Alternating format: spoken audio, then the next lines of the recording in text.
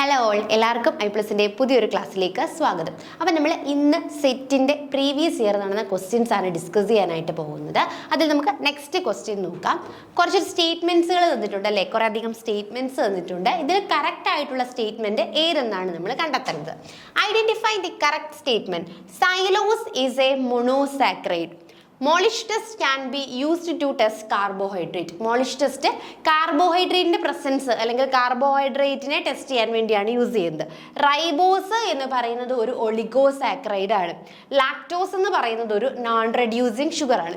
അപ്പോൾ ഇതിൽ നമ്മൾ കറക്റ്റ് ഇങ്ങനെയുള്ള ക്വസ്റ്റ്യൻസ് വരുമ്പോൾ നമ്മൾ ശ്രദ്ധിക്കേണ്ട ഒരു കാര്യം എന്താണ്, കറക്റ്റ് ആണോ ഇൻകറക്റ്റ് ആണോ എന്ന്. കറക്റ്റ് സ്റ്റേറ്റ്മെൻ്റ് ആണ് നമ്മൾ തിരിച്ചറിയേണ്ടത് അല്ലേ. അപ്പോൾ കറക്റ്റ് സ്റ്റേറ്റ്മെൻ്റ് എന്നുള്ളത് 1ഉം 2ഉം 3ഉം ആണോ 1 and 4 ആണോ ഓപ്ഷൻസും ഉണ്ട്. അപ്പൊ നമുക്ക് നോക്കാം. ഇതിലെ കറക്റ്റ് സ്റ്റേറ്റ്മെന്റ്സ് എന്ന് പറയുന്നത് 1ഉം 2ഉം ആണ് കേട്ടോ. സൈലോസ് എന്ന് പറയുന്നത് correct statement xylose is a monosaccharide. Molisch test എന്ന് പറയുന്നത് എന്താണ്, കെമിക്കൽ ടെസ്റ്റ് ആണ്. That is used to detect the presence of carbohydrate അല്ലേ. കാർബോഹൈഡ്രേറ്റിന്റെ പ്രസൻസ് ഡിറ്റക്ട് ചെയ്യുവാൻ വേണ്ടിയിട്ട് ഉപയോഗിക്കുന്ന ഒരു ടെസ്റ്റ് ആണ് ഏതെന്ന് പറയുന്നത്, മൊളിഷ് ടെസ്റ്റ് എന്ന് പറയുന്നത്. അത് കൂടാതെ ഇതിൽ എന്തുണ്ട്, നമ്മുടെ സൈലോസ് എന്ന് പറയുന്നത് ഒരു മോണോസാക്കറൈഡ്സും ആണ്. അപ്പൊ ഇത് രണ്ടും എന്താണ്, കറക്റ്റ് ആയിട്ടുള്ള സ്റ്റേറ്റ്മെന്റുകളാണ്. അപ്പം നമുക്ക് ഇൻകറക്റ്റ് സ്റ്റേറ്റ്മെന്റുകളുണ്ട് അല്ലേ. അപ്പം നമ്മുടെ കറക്റ്റ് സ്റ്റേറ്റ്മെന്റ്സ് ഏതൊക്കെയാണ്, 1ഉം 2ഉം മാത്രമേ ഉള്ളൂ കറക്റ്റ് ആയിട്ടുള്ള രണ്ട് സ്റ്റേറ്റ്മെന്റ്സ്. അപ്പം നമ്മുടെ 3ഉം 4ഉം ഇൻകറക്റ്റ് ആണ്. എന്തുകൊണ്ടാണ് ഇൻകറക്റ്റ് എന്നുകൂടെ നമ്മൾ അറിയണം അല്ലേ. കറക്റ്റ് ഓക്കെ, പക്ഷെ ഇൻകറക്റ്റ് എന്തുകൊണ്ടാണ് തെറ്റിപ്പോയതെന്ന് നമ്മൾ അറിയണം. നമുക്ക് നോക്കാം എന്താണ് ഇൻകറക്റ്റ് ആയി പോയതെന്ന്. റൈബോസ് ഈസ് ആൻ ഒളിഗോസാക്കറൈഡ് എന്നാണ് പറഞ്ഞിട്ടുള്ളത് അല്ലേ. ഇത് ഇൻകറക്റ്റ് ആണ്, കാരണം റൈബോസ് എന്താണ്, മോണോസാക്കറൈഡ്സ് ആണ്. റൈബോസ് മോണോസാക്കറൈഡ് ആണ്. ലാക്ടോസ് നോൺ റെഡ്യൂസിങ് ഷുഗർ അല്ല. ലാക്ടോസ് എന്ന് പറയുന്നത് ഒരു റെഡ്യൂസിങ് ഷുഗർ ആണ്. അപ്പൊ അതുകൊണ്ട് തന്നെ ഈ രണ്ട് സ്റ്റേറ്റ്മെന്റും എന്തായിരുന്നു, തെറ്റായിരുന്നു. അപ്പൊ ഇതിൽ കറക്റ്റ് ആയിട്ടുള്ള സ്റ്റേറ്റ്മെന്റ് എന്ന് പറയുന്നത് സൈലോസ് മോണോസാക്കറൈഡ് ആണ്. അതുകൂടാതെ മോളിഷ് ടെസ്റ്റ് എന്ന് പറയുന്നത് കാർബോഹൈഡ്രേറ്റിന്റെ പ്രസൻസ് ഡിറ്റക്ട് ചെയ്യാൻ വേണ്ടി ഉപയോഗിക്കുന്ന ഒരു ടെസ്റ്റുമാണ്. റൈബോസ് മോണോസാക്കറൈഡ് ആണ്. ലാക്ടോസ് എന്ന് പറയുന്നത് റെഡ്യൂസിങ് ഷുഗറുമാണ്. അപ്പൊ ഇത് രണ്ടും തെറ്റ്, ഇത് രണ്ടും ശരിയായിട്ടുള്ള statement. Immunoglobulin that മീഡിയേറ്റ് hyper sensitivity മീഡിയേറ്റ് ചെയ്യുന്ന ഇമ്മ്യൂണോഗ്ലോബുലിൻ ഏത് എന്നാണ് ചോദിച്ചിരിക്കുന്നത്. നമ്മുടെ അലർജി റിയാക്ഷനുമായിട്ട് ബന്ധപ്പെട്ടത് വളരെ സിമ്പിൾ ആയിട്ടുള്ളൊരു ക്വസ്റ്റ്യൻ ആണ് അല്ലേ. വളരെയധികം സിമ്പിളാണ്. അതായത് ഇമ്മ്യൂണോഗ്ലോബിൻ ഇ ആണ് എന്തെന്ന് പറയുന്നത്, hyper sensitivity, specifically type 1 hyper sensitivity reaction. It play a key role in triggering allergic റെസ്പോൺസിനെ ട്രിഗർ ചെയ്യുന്നതിന് മെയിനായിട്ടും ഒരു കാരണം എന്ന് പറയുന്നത് ഇമ്മ്യൂണോഗ്ലോബിൻ ഇ ആണ്. വളരെ സിമ്പിളായിട്ടുള്ളൊരു ക്വസ്റ്റ്യൻ ആണ് അതെന്ന് പറയുന്നത്. നമുക്ക് കറക്റ്റായിട്ട് തന്നെ ആൻസർ പറയാൻ പറ്റും. ഇമ്മ്യൂണോഗ്ലോബിൻ ഇ എന്നുള്ളതാണ് റൈറ്റ് ആയിട്ടുള്ള ആൻസർ. നമുക്ക് 64ാമത്തെ ക്വസ്റ്റ്യൻ നോക്കാം.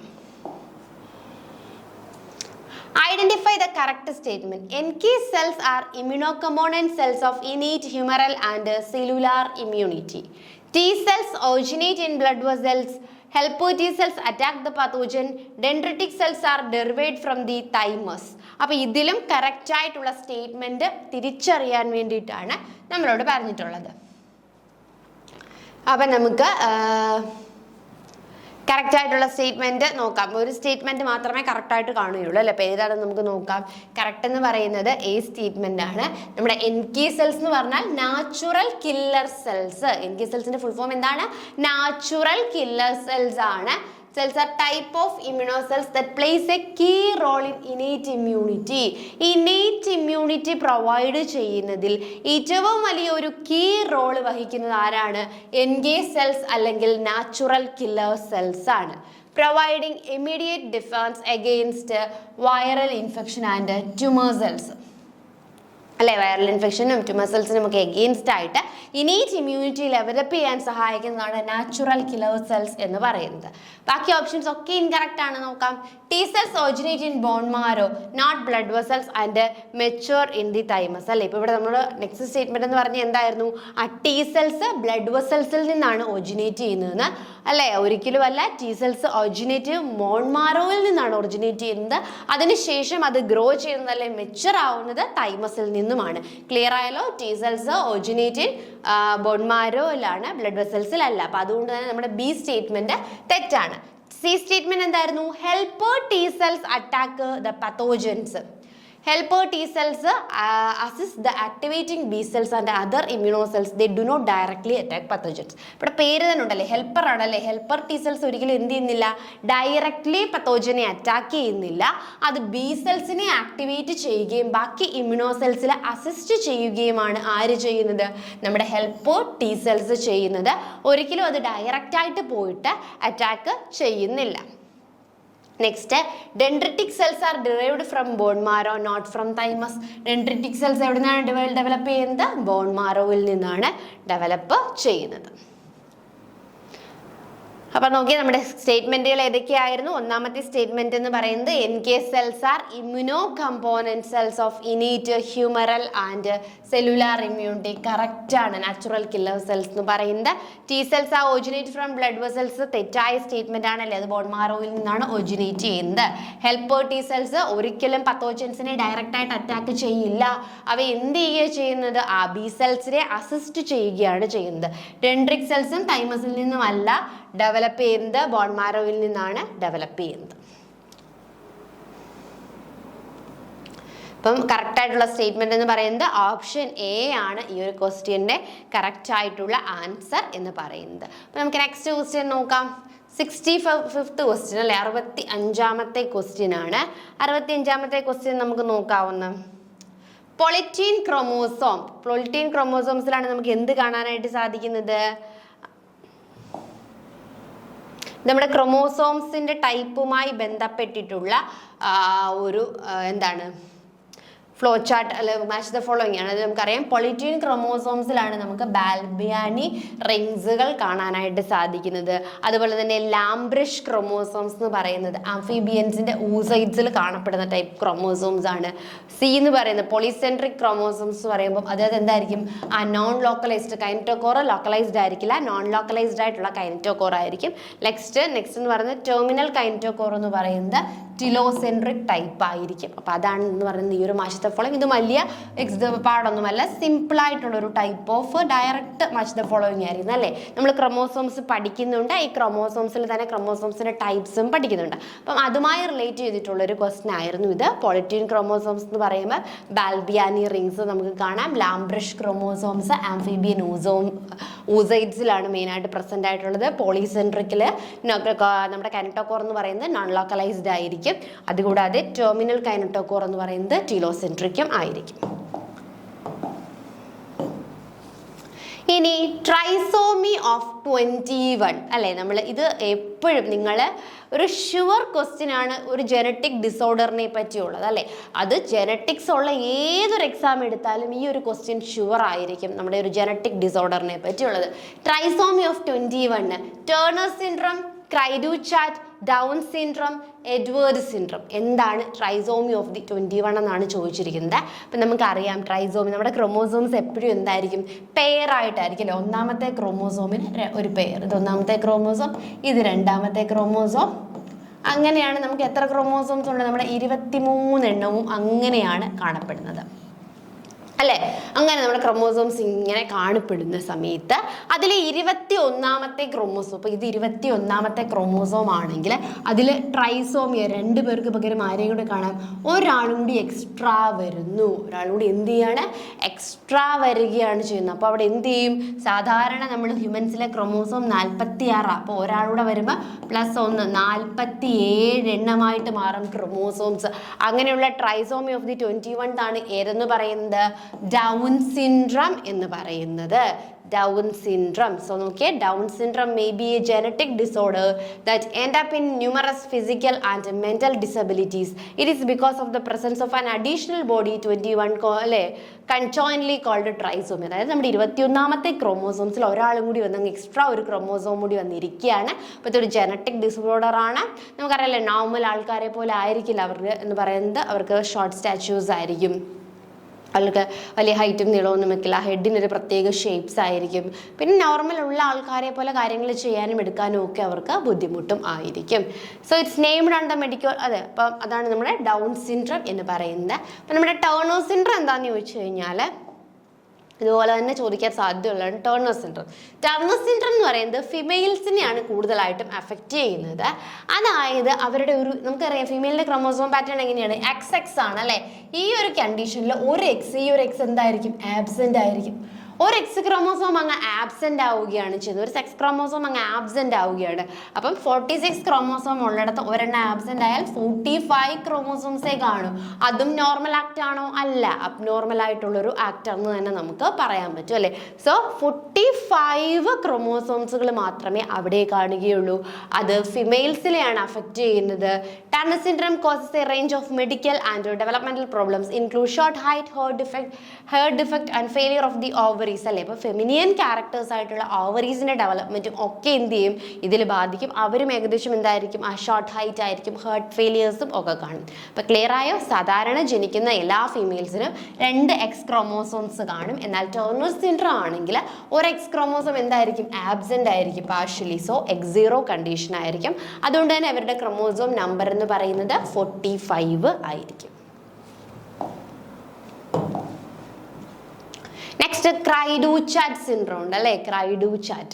ക്രൈഡു-ചാറ്റ് എന്ന് പറയുന്നത് നമ്മുടെ ഒരു റെയർ ജനറ്റിക് ഡിസോർഡേഴ്സ് ആണ്. അതെന്ന് പറയുന്നത് എന്തുകൊണ്ടാണെന്ന് വെച്ച് കഴിഞ്ഞാൽ നമ്മുടെ കുഞ്ഞുങ്ങൾ സാധാരണ കരയും അല്ലേ. കരയുന്ന സമയത്ത് എന്തായിരിക്കും, പൂച്ച കരയുന്ന സൗണ്ട് അല്ലേ ക്രൈഡു-ചാറ്റ്. അതായത് കാറ്റിൻ്റെ സൗണ്ട്സ് പോലെ റിസംബിൾ ചെയ്യുകയാണെങ്കിൽ മനുഷ്യക്കുഞ്ഞ് കരയുന്നതായിട്ട് തോന്നില്ല, കാറ്റിൻ്റെ കുഞ്ഞ് അല്ലേ പൂച്ചക്കുഞ്ഞ് കരയുന്ന ആ ഒരു സൗണ്ടാണ് റിസംബിൾ ചെയ്യുന്നതെങ്കിൽ അതിനെയാണ് നമ്മൾ ക്രൈഡു-ചാറ്റ് എന്ന് വിളിക്കുന്നത്. അതും എന്താണ്, ഒരു ജനറ്റിക് ഡിസോർഡർ തന്നെയാണ്. Next Edward syndrome. പക്ഷേ ഇത് 21-ലല്ല എന്ത് വരുന്നത്,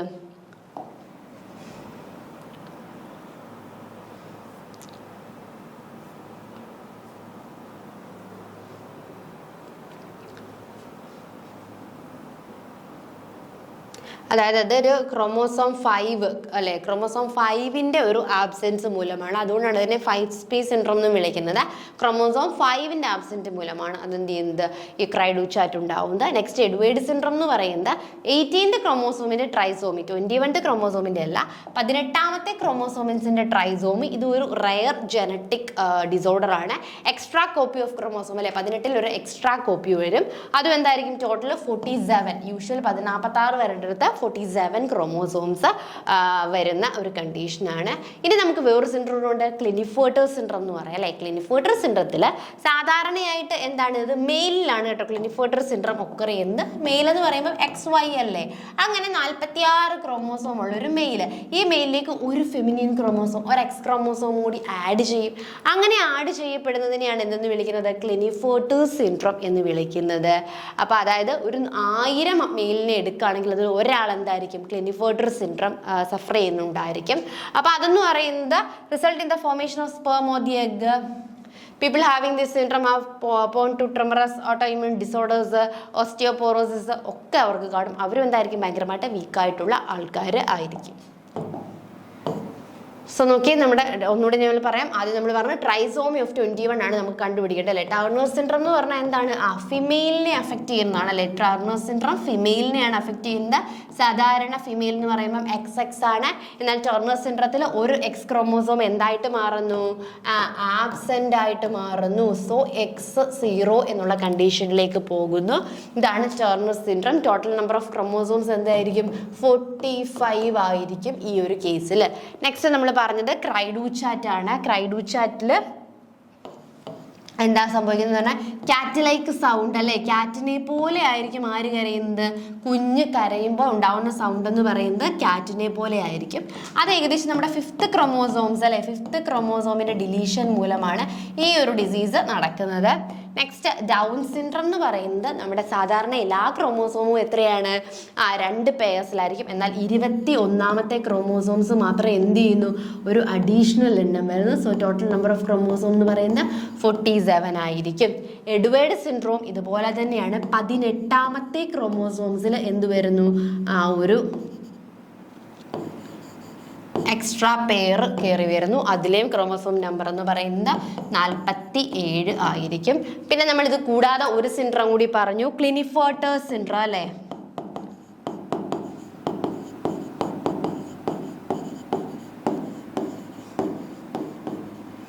ക്ലിനിഫർട്ടർ സിൻഡ്രത്തിൽ എന്ന് പറയുമ്പോൾ സാധാരണ എന്ന് പറയുന്നത് ഇത് മെയിലിനെയാണ് അഫക്റ്റ് ചെയ്യുന്നത്. മെയിലിലെ ക്രോമോസോം എന്ന് പറയുന്നത് XY ആയിരിക്കും. എന്നാൽ ഇവിടെ എന്ത് നടക്കും, ഒരു X ക്രോമോസോമും കൂടി ഇതിനോടൊപ്പം ചേരും. അവിടെയും ടോട്ടൽ നമ്പർ ഓഫ് ക്രോമോസോം എന്ന് പറയുന്നത് 47 ആയിരിക്കും. ക്ലിയർ ആയില്ലേ? അപ്പൊ ട്രൈസോമി ഓഫ് ദി 21 എന്ന് പറയുന്നത് ഡൗൺ സിൻഡ്രം ആണ് അല്ലേ. വളരെ ഇമ്പോർട്ടൻ്റ് ആണ്. ഏതൊരു സമയത്തും ഇതിൽ നിന്നൊരു ക്വസ്റ്റ്യൻ ചോദിച്ചിരിക്കും. ഒന്നെങ്കിൽ കാറ്റ് ലൈക്ക് സൗണ്ട് ഉണ്ടാകുന്ന ക്രൈഡു ആയിരിക്കും, എഡ്വേർഡ് സിൻഡ്രം ആയിരിക്കാം, ഡൗൺ സിൻഡ്രം ആയിരിക്കാം. ഈ 4-5 എണ്ണത്തിൽ എപ്പോഴായാലും ഒരെണ്ണത്തെ പറ്റി ഒരു ക്വസ്റ്റ്യൻ നമുക്ക് എക്സ്പെക്ട് ചെയ്യാവുന്നതുകൊണ്ട് ഇത് ഇതേപോലെ പഠിക്കുക. ചില സമയത്ത് ഇതിൻ്റെ ആ ഒരു കാരിയോടൈപ്പ് ആയിരിക്കും ചോദിക്കുന്നത് കേട്ടോ. അപ്പം നമുക്കറിയാം, ഇപ്പം ക്ലിനിഫർട്ടർ സിൻഡ്രം ആണെങ്കിൽ എന്തായിരിക്കും, XXY 47 എന്നുള്ളതായിരിക്കും അല്ലേ. ടർണർ സിൻഡ്രം എന്നാണെങ്കിൽ X0 45X0 ആയിരിക്കും. അപ്പം അങ്ങനെ ചില സമയത്ത് ആ ഒരു രീതിയിലായിരിക്കാം ക്വസ്റ്റ്യൻസ് ചോദിക്കുന്നത്. അപ്പോൾ ഇതിലെ ട്രൈസോം 21ാമത്തെ ക്രോമോസോംസിന്റെ ട്രൈസോമി മൂലമുണ്ടാവുന്നത് ഡൗൺ സിൻഡ്രം ആണ്. അടുത്ത് നോക്കിയാൽ പഫ് ബോൾ ഫംഗസ്. ഫംഗസിനെ കുറിച്ച് നമ്മൾ പഠിക്കുന്നുണ്ട് അല്ലേ. നമ്മുടെ പ്യുവർ ബോട്ടണിയിൽ നമ്മൾ ഫംഗസ് പറ്റി പഠിക്കുന്നുണ്ട്, വിവിധ ക്ലാസ്സുകളെ പറ്റി പഠിക്കുന്നുണ്ട്. ആ ഫംഗസിലെ പഫ് ബോൾ ഫംഗസ് എന്നറിയപ്പെടുന്നത് ഏതെന്നാണ് ചോദിച്ചിരിക്കുന്നത്, ലൈക്കോപെർഡോൺ ആണ് പഫ് ബോൾ ഫംഗസ് എന്ന് അറിയപ്പെടുന്നത്. 68ാമത്തെ question, identify the correct statement. ഇവിടെയും എന്താണ് നമ്മൾ കണ്ടെത്തേണ്ടത്, കറക്റ്റ് ആയിട്ടുള്ള സ്റ്റേറ്റ്മെന്റുകൾ കണ്ടെത്തുക എന്നാണ് പറഞ്ഞിട്ടുള്ളത് അല്ലെ. കറക്റ്റ് സ്റ്റേറ്റ്മെന്റുകൾ കണ്ടെത്തുക എന്നാണ് ചോദിച്ചിട്ടുള്ളത്. നോക്കിയാൽ നമുക്ക് 4 സ്റ്റേറ്റ്മെന്റുകളാണ് ഇവിടെ തന്നിട്ടുള്ളത്. Brown algae containing laminarin and mannitol. Brown ആൽഗയിലെ റിസർവ് ഫുഡ് എന്ന് പറയുന്നത് ലാമിനാറിനും മാൻറ്റോളും ആണ്. ആണോ ഒന്ന് ആലോചിച്ച് നോക്കി, +2 ക്ലാസ്സുകളിൽ പഠിക്കുന്ന കാര്യമാണ് അല്ലേ ഇത്. അതെ, കറക്റ്റ് ആണ്. Chlorophyll a, chlorophyll c, beta carotenoid ഇവയെല്ലാം ബാസിലേറിയോഫൈസിയൽ ഉണ്ട്. കറക്റ്റ് ആണ്. Blue green algae containing cyanophycean starch. Blue green ആൽഗയിലെ സൈനോഫൈസിയൻ സ്റ്റാർച്ച് ആണ് അതിന്റെ റിസർവ് ഫുഡ് എന്ന് പറയുന്നത്. കറക്റ്റ് ആണ്. ഫൈക്കോ എരിത്രിൻ എന്ന് പറയുന്ന പിഗ്മെന്റ് റൊഡോഫൈസിയൽ പ്രസന്റ് ആയിട്ടുണ്ട്. ഇതും കറക്റ്റ് ആണ്. അപ്പം നമ്മൾ നോക്കി 4 സ്റ്റേറ്റ്മെന്റും കറക്റ്റ് ആയിട്ടുള്ള ഒരു ഓപ്ഷൻ ഉണ്ടോ? ഉണ്ട്. ഓപ്ഷൻ ഡിയില് 4 സ്റ്റേറ്റ്മെന്റും എന്താണ്, കറക്റ്റ് ആയിട്ട് ആണ്. സോ ഇതിലെ 4 സ്റ്റേറ്റ്മെന്റ്സും കറക്റ്റ് ആണ്. അപ്പൊ 68ലെ കറക്റ്റ് ആൻസർ എന്ന് പറയുന്നത് ഓപ്ഷൻ ഡി ആണ്. 69 നോക്കാം. Function of microtubules. മൈക്രോട്യൂബ്യൂൾസിന്റെ function, cell division, construction of flagella, ion transport, all of this എന്താണെന്നാണ് ചോദിച്ചിരിക്കുന്നത്. മൈക്രോട്യൂബ്യൂൾസിന് സെൽ ഡിവിഷന്റെ സമയത്തും ഫ്ലജല്ല അല്ലെ മൂവ് ചെയ്യുന്ന ഓർഗൻ ഫ്ലജല്ലയുടെ കൺസ്ട്രക്ഷൻസിലും അതുകൂടാതെ അയണിന്റെ ട്രാൻസ്പോർട്ടിനും ഒക്കെ എന്തുണ്ട്, റോളുണ്ട്. So function of microtubules correct answer option D, all of the above ആണ്. ക്രൈഡൂചാറ്റ്. Next cri du chat. നമ്മളിപ്പം ഒരു ക്വസ്റ്റ്യനിൽ പറഞ്ഞു നിർത്തിയ ഒരു സംഭവമാണ് അല്ലെ ക്രൈഡൂചാറ്റ് എന്ന് പറയുന്നത്. ആബ്സെൻസ് ഓഫ് 1 X ക്രോമോസോം ആണോ? Absence of 1 X chromosome. 2 Xൽ 1 X absent ആയാൽ അത് എന്തായിരിക്കും? ടേർണർ സിൻഡ്രോം ആണ് അല്ലെ. ഫീമെയിൽസിൽ വരുന്ന ടേർണർ സിൻഡ്രോം. ഒരു എക്സ്ട്രാ എക്സ് ക്രോമോസോം XY എന്നുള്ള മെയിലിൽ ഒരു എക്സ് ക്രോമോസോമും കൂടി വരുന്നു. അങ്ങനെ ഒരു എക്സ്ട്രാ എക്സ് ക്രോമോസോം കൂടി വന്നു കഴിഞ്ഞാൽ അതെന്താണ്? Klinefelter syndrome.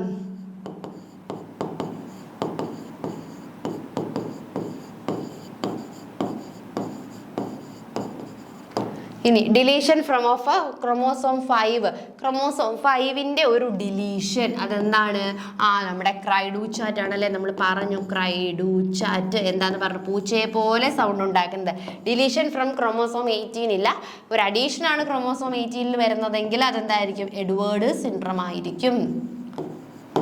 അപ്പൊ നോക്കിയേ, ക്രൈഡൂചാറ്റ് എന്ന് പറയുന്നത് ആബ്സെൻസ് ഓഫ് എക്സ് ക്രോമോസോം എന്ന് പറയുന്നത് ടേർണർ സിൻഡ്രോം ആണ്.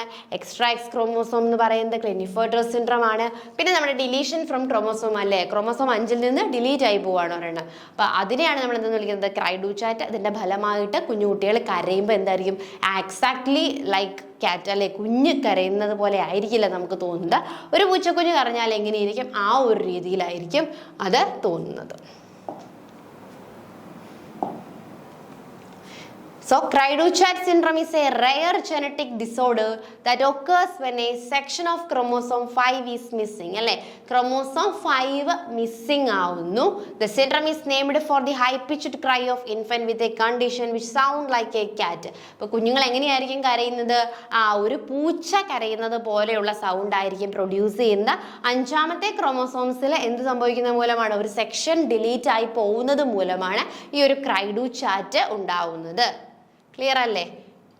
സോ കറക്റ്റ് ആയിട്ടുള്ള ആൻസർ ഡിലീഷൻ ഫ്രം ക്രോമോസോം 5 ആണ്. അടുത്ത ക്വസ്റ്റ്യൻ നോക്കാം. Protein gives a brick red colour precipitate in dash reaction. Ninhydrin, glycosylic, Millon's, biuret test. പ്രോട്ടീന് എന്ത് കളർ ഇടുന്നു? ഒരു ബ്രിക്ക് റെഡ് പ്രസിപ്പിറ്റേറ്റ് കൊടുക്കുന്നത് ഇതിൽ ഏത് റിയാക്ഷനിലാണെന്നാണ് ചോദിച്ചിരിക്കുന്നത്. അപ്പം നമുക്കിതിൽ ഓരോ റിയാക്ഷനും നോക്കാം അല്ലേ. എന്താണ് നിൻഹൈഡ്രിൻ, എന്താണ് ഗ്ലയോസൈലിക് ആസിഡ്, അതുപോലെ തന്നെ മില്ലിയൻസ്, ബയോറെറ്റ് എന്നൊക്കെ നോക്കാം. അപ്പം ആദ്യം നമുക്ക് എന്താണ് മില്ലിയൻസ് ടെസ്റ്റിൽ നിന്ന് സ്റ്റാർട്ട് ചെയ്യാം. Millon's test is a chemical test used in the presence of tyrosine.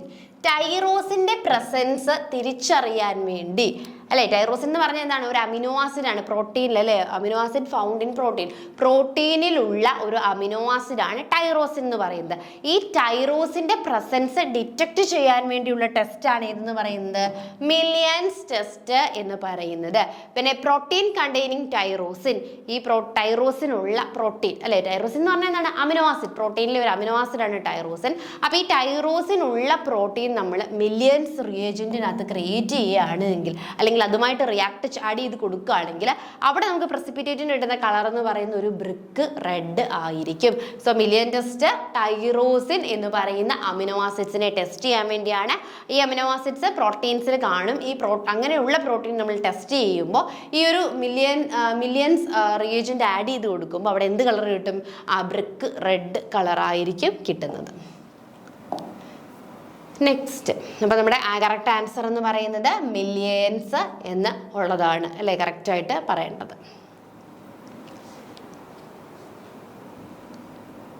Next, terminalisation occurs. ഇതൊരു ഇപ്പോഴും ഡൗട്ട്സ് കറക്റ്റായിട്ട് കീയിൽ ഉള്ളൊരു ഡൗട്ടുള്ളൊരു കാര്യമാണ്. പാക്കറ്റിനും ഡയാക്കൈനസിസും അല്ലെങ്കിൽ ഡിപ്ലോട്ടിനും. നമ്മുടെ കീയിൽ കൊടുത്തിരിക്കുന്ന ആൻസർ എന്ന് പറയുന്നത് ഡിപ്ലോട്ടിനാണ്. അപ്പോൾ നമ്മൾ ഡിപ്ലോട്ടിനുമായിട്ട് മുന്നോട്ട് പോകാം. പക്ഷെ ഇതും പാക്കറ്റിൻ ആൻഡ് ഡയാക്കൈനസിസും എന്താണ് കറക്റ്റായിട്ടുള്ള ആൻസർ എന്ന് തന്നെ നമുക്ക് വേണമെങ്കിൽ പറയാം.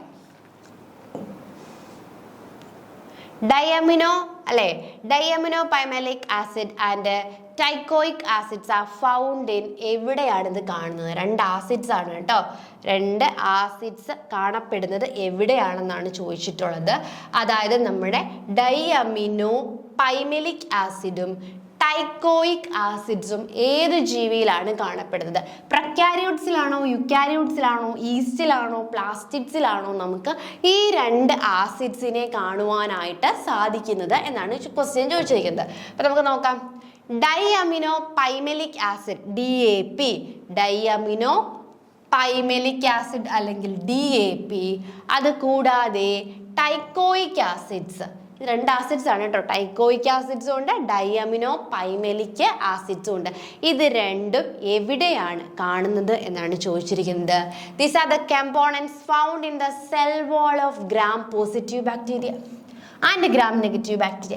ഗ്രാം പോസിറ്റീവ് ബാക്ടീരിയയും ഗ്രാം നെഗറ്റീവ് ബാക്ടീരിയയും, അതായത് ബാക്ടീരിയയുടെ സെൽ വാളിലെ കാണപ്പെടുന്ന 2 ആസിഡ് കമ്പോണൻസ് ആണ് ഏതെന്ന് പറയുന്നത്? നമ്മുടെ DAPയും അതുപോലെ തന്നെ ടൈക്കോയിക് ആസിഡും. ഇപ്പം ടൈക്കോയിക് ആസിഡും അതുപോലെ തന്നെ ഡൈഅമിനോ പൈമെലിക് ആസിഡ്സും എന്താണ് നമ്മുടെ ബാക്ടീരിയാസിൻ്റെ സെൽ വാളിലാണ് കാണപ്പെടുന്നത്. Specifically diamino pimelic acid is found in the peptidoglycan layer അല്ലേ. ബാക്ടീരിയയുടെ ആ ഒരു സെൽ വാളിൻ്റെ മെയിൻ കമ്പോണൻ്റ് ആണ് പെപ്റ്റിഡോഗ്ലൈക്കൻ. അപ്പോൾ ഈ പെപ്റ്റിഡോഗ്ലൈക്കൻ ലെയറിൽ കാണപ്പെടുന്നത്. അപ്പോൾ നമ്മൾ പഠിക്കുന്ന സമയത്ത് എപ്പോഴും പറയുന്നതാണ് ultra cell structure of bacteria വളരെയധികം ഇമ്പോർട്ടൻ്റ് ആണ്. അതിൽ തന്നെ പലതവണ ഈ ഒരു പെപ്റ്റിഡോഗ്ലൈക്കൻ ക്വസ്റ്റ്യൻ ഒരുപാട് തവണ റിപ്പീറ്റ് ചെയ്തിട്ടുണ്ട്. ഇപ്പം അതിലെ കണ്ടന്റിനെ പറ്റിയാണ് ഈ ചോദിച്ചിരിക്കുന്നത് കേട്ടോ. അപ്പം ഇത് അൾട്രാ സ്ട്രക്ചർ കൃത്യമായിട്ടും ഡീപ്പായിട്ടും പഠിച്ചിരിക്കുന്ന ഒരാൾക്ക് ഇതിന് ആൻസർ എഴുതാനായിട്ട് പറ്റും. കാരണം ഇത് ഡയറക്റ്റ് ക്വസ്റ്റ്യൻ ആണ്. ബാക്ടീരിയയുടെ അൾട്രാ സ്ട്രക്ചർ നമ്മുടെ സിലബസിലുണ്ട് മൈക്രോ ഓർഗാനിസംസ് പഠിക്കാൻ. അപ്പോൾ അവിടുത്തെ ഈ പെപ്റ്റിഡോഗ്ലൈക്കൻ വരെ എല്ലാവരും പഠിച്ചു കാണും. കാരണം പെപ്റ്റിഡോഗ്ലൈക്കൻ എപ്പോഴും ചോദിക്കുന്ന ഒരു ക്വസ്റ്റ്യൻ ആണ്. അപ്പം അതിലെ ഒരു കമ്പോണൻ്റ് ആണ് ഏതെന്ന് പറയുന്നത് നമ്മുടെ ഡൈഅമിനോ പൈമെലിക് ആസിഡ് എന്ന് പറയുന്നത്. Teichoic acid is found in the cell wall of a gram-positive bacteria. അപ്പോൾ gram-positive ബാക്ടീരിയയുടെ സെൽ വാളിലെ കണ്ടന്റ് ആണ് ടൈക്കോയിക്. അപ്പോൾ ഇതൊന്ന് പഠിച്ചു വെച്ചോളൂ. വീണ്ടും പിന്നെ എന്ത് ചെയ്യുക, നെക്സ്റ്റ് ഇയറിലോ ഒക്കെ എന്ത് ചെയ്യാം, ഇതുമായി റിലേറ്റ് ചെയ്തിട്ട് ചോദിക്കാം. ഗ്രാം പോസിറ്റീവ് ബാക്ടീരിയയിലാണോ ഗ്രാം നെഗറ്റീവ് ബാക്ടീരിയയിലാണോ ഇത് കാണുന്നത്, അല്ലെങ്കിൽ ഗ്രാം പോസിറ്റീവ് ബാക്ടീരിയയുടെ സെൽ വാളിൽ കാണപ്പെടുന്ന ആസിഡ് ഏത് എന്നൊരു ക്വസ്റ്റ്യൻ വീണ്ടും ചോദിക്കാം. അപ്പം ടൈക്കോയിക് ആസിഡ് എന്ന് പറയുന്നത് cell walls of gram positive ബാക്ടീരിയയുടെ സെൽ വാളിലാണ് എന്ത് ചെയ്യുന്നത്, ഈ ടൈക്കോയിക് ആസിഡ്സ് കാണാനായിട്ട് സാധിക്കുന്നത്. പെപ്റ്റിഡോഗ്ലൈക്കൻ ആണെങ്കിൽ ഗ്രാം നെഗറ്റീവ് ബാക്ടീരിയ എടുക്കുകയാണെങ്കിൽ അതിൻ്റെ ഏത് ലെയറിലായിരിക്കും, പെപ്റ്റിഡോഗ്ലൈക്കൻ അല്ല, നമ്മുടെ DAP പെപ്റ്റിഡോഗ്ലൈക്കനിലാണ് എന്ത് ചെയ്യുന്നത് കാണാനായിട്ട് സാധിക്കുന്നത്. അപ്പോൾ രണ്ട് ആസിഡ്സുകളാണ് DAPയും അതുപോലെ തന്നെ ടൈക്കോയിക് ആസിഡ്സും. ഈ രണ്ട് ആസിഡ്സും ഏത് ജീവിയിലാണ് കാണുന്നതെന്ന് ചോദിച്ചു കഴിഞ്ഞാൽ ബാക്ടീരിയാസിലാണ് കാണുന്നത്. ഒന്ന് ഗ്രാം നെഗറ്റീവ് ബാക്ടീരിയയിലും ഒന്ന് ഗ്രാം പോസിറ്റീവ് ബാക്ടീരിയയിലും. അതിൽ ഈ DAP എന്ന് പറയുന്നത് ഗ്രാം നെഗറ്റീവ് ബാക്ടീരിയയുടെ പെപ്റ്റിഡോഗ്ലൈക്കൻ ലെയറിലാണ് കറക്റ്റായിട്ട് കാണപ്പെടുന്നത്. എന്നാൽ ടൈക്കോയിക് ആസിഡ്സ് ആണെങ്കിലോ ഗ്രാം പോസിറ്റീവ് ബാക്ടീരിയയുടെ സെൽ വാളിൽ. അപ്പോൾ ഇനി നെക്സ്റ്റ് ഇയറിൽ എന്ത് ചെയ്യാൻ, ഇപ്പോൾ പറഞ്ഞതുപോലെ തന്നെ തിരിച്ച് ക്വസ്റ്റ്യൻ ചോദിക്കുക അല്ലേ. ഗ്രാം നെഗറ്റീവ് ബാക്ടീരിയയുടെ പെപ്റ്റിഡോഗ്ലൈക്കൻ ലെയറിൽ കാണപ്പെടുന്ന ആസിഡ് ഏതെന്ന് ചോദിക്കാം, അല്ലെങ്കിൽ ഗ്രാം പോസിറ്റീവ് ബാക്ടീരിയയുടെ സെൽ വാളിൽ പ്രസൻ്റ് ആയിട്ടുള്ള ആസിഡ് ഏത് എന്ന് ചോദിക്കാം. അപ്പോൾ അതുകൊണ്ട് ഇത് വളരെയധികം ഇമ്പോർട്ടൻ്റ് ആയിട്ടുള്ളൊരു ക്വസ്റ്റ്യൻ ആണ്. ഇത് കൃത്യമായിട്ട് പഠിച്ചു വെക്കുക. അപ്പോൾ നമുക്ക് നമ്മുടെ ക്വസ്റ്റ്യനിലേക്കൊന്ന് പോവാം. നമ്മുടെ ക്വസ്റ്റ്യനിൽ എന്തായിരുന്നു ചോദിച്ചിട്ടുള്ളത് അല്ലെ, ഡൈഅമിനോ പൈമെലിക് ആസിഡും ടൈക്കോയിക് ആസിഡും ഏത് ഓർഗാനിസത്തിലാണ് ഫൗണ്ട് ചെയ്തിട്ടുള്ളത് എന്നായിരുന്നു ചോദിച്ചിട്ടുള്ളത്. അപ്പം നമുക്കറിയാം, നമ്മൾ ആദ്യം തന്നെ പറഞ്ഞു ഇത് രണ്ടും എവിടെയാണ് കാണപ്പെടുന്നത്, ബാക്ടീരിയാസിലാണ് കാണപ്പെടുന്നത് അല്ലേ.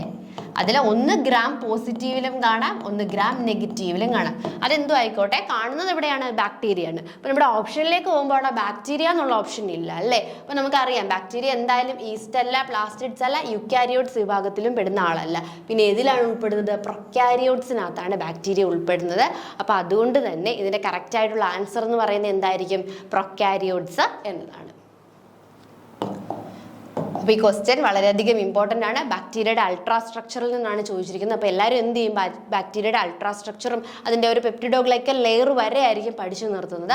അത് കഴിഞ്ഞിട്ട് അതിൻ്റെ ഒരു നെക്സ്റ്റ് ലെവലുള്ളൊരു ക്വസ്റ്റ്യൻ ആണ് ആ ലെയറിലെ കമ്പോണൻറ്റ് ഏത് എന്നാണ് എന്ത് ചെയ്തിരിക്കുന്നത് കറക്റ്റായിട്ട് ചോദിച്ചിരിക്കുന്നത്. അപ്പോൾ നമ്മുടെ 73 ആൻസർ എന്ന് പറയുന്നത് പ്രൊക്യാരിയോട്സ് ആണ്. ഒന്നും കൂടി സ്പെസിഫിക് ആയിട്ട് പറഞ്ഞു കഴിഞ്ഞാൽ പ്രൊക്യാരിയോട്സിൽ തന്നെ ബാക്ടീരിയയിലാണ് ഈ രണ്ട് ആസിഡ്സും കാണപ്പെടുന്നത്. കുറച്ചുകൂടി സ്പെസിഫിക് ആയിട്ട് വീണ്ടും പറയുകയാണെങ്കിൽ ഒന്ന് ഗ്രാം പോസിറ്റീവ് ബാക്ടീരിയയിലും ഒന്ന് ഗ്രാം നെഗറ്റീവ് ബാക്ടീരിയയിലും. രണ്ടിൻ്റെയും സെൽ വാളിലെ മെയിൻ മെമ്പേഴ്സ് ആണ് ഈ രണ്ട് ആസിഡ്സ് എന്ന് പറയുന്നത്. അപ്പം നമ്മൾ ഇന്ന് ഡിസ്കസ് ചെയ്ത ക്വസ്റ്റ്യൻസ് എല്ലാവർക്കും മനസ്സിലായി എന്ന് വിശ്വസിക്കുന്നു. അടുത്ത ക്ലാസ്സിൽ നമുക്ക് നെക്സ്റ്റ് ക്വസ്റ്റ്യൻസുമായിട്ട് കാണാം. Thank you.